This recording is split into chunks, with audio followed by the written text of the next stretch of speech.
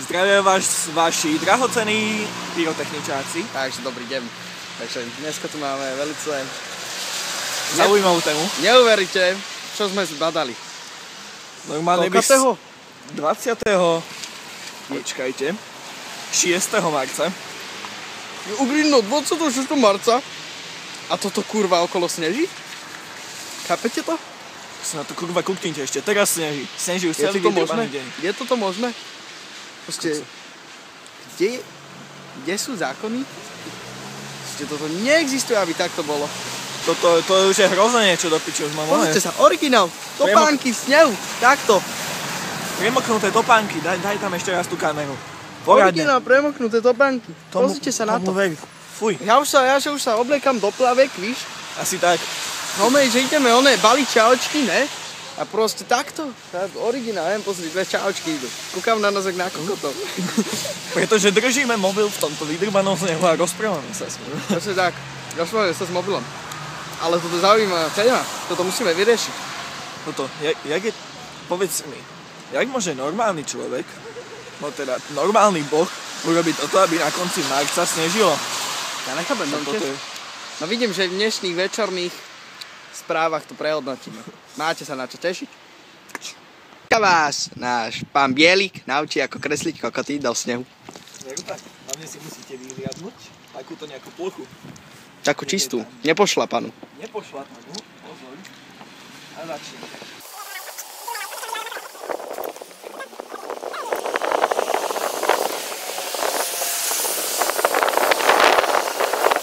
No nie je to až taká čistá plocha, ale základ tam je a to je podstatné. Kokot je základ každého života. Bez kokota by nikto z nás nejestvoval. Takže, loso si dáva šunkovú bagetu. Len sa bojím, že mi tam regulárne nasral. Chápete? A povie, že on nejakú klobasu máte v cene. Je toto možné? Je toto možné? No tak dúfajme, že ne, ale tak bol by som rád za klobasku zajal. Dobrú chuť mi prajte.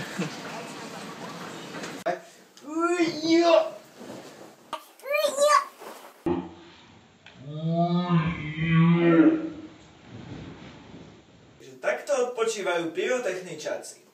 Zdravíme vás, pyrotechničáci, originál online z lordovej postele. Akože normálne spolu nespíme, aby ste si nemysleli. Ja spávam inde. Zase klame. Pšicho. Čo budeme dneska rozoberať, pán Bielik? Napríklad, že sa to takto válejú veľké peniaze. Normálne historicky 11 či 16 centov. Takže, milí pozerači, alebo jak sa to kurva voláte, chytajte. Skoro som Skoro som zajebal telku. Nevadí. Skoro si mi rozbil telku. Áno. Pozrite, ja mám PSPčku. Žávite mi. Hodíme tričko na zemi. 1 cent. Moje úspory. Fľašu tipujem, že vybublejnkovanú už 4 roky. Ale nejaká zlatá krebica. To sa volá, že 1 milión, to je velice good antiperspirant, žiadna reklama. Je to dezodorant, a nejde antiperspirant, ty kokot. Verili by ste tomu, čo on práve povedal? Píšte do komentov, či je antiperspirant alebo dezodorant to isté. Ja sa stavím, že áno. Není. Je! Je to napísané deodorant. Proste deodorant je na to, aby ti pod voňal a antiperspirant na to, aby si pod nemal. Klame alebo neklame? To vieme ša. Ta zdravstvuj, dievočka. Dievočka, vstavajme. Tá robota tu je. Dneska by sme sa chceli vrátiť k téme, prečo sneží. Sneží asi preto, že je zima. Však je polka marca. Skoro koniec.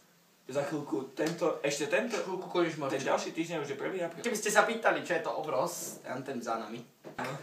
Ten polkruh to naznačuje plod. Vnútri v tom obrazi je jablko, to je hrášok.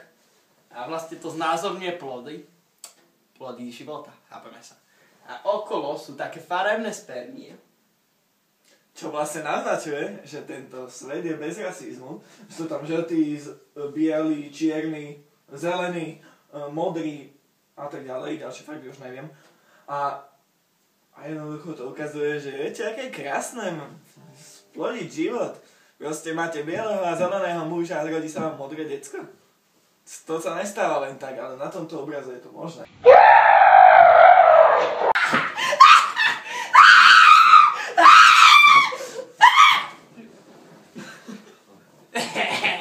Sú v poriadku.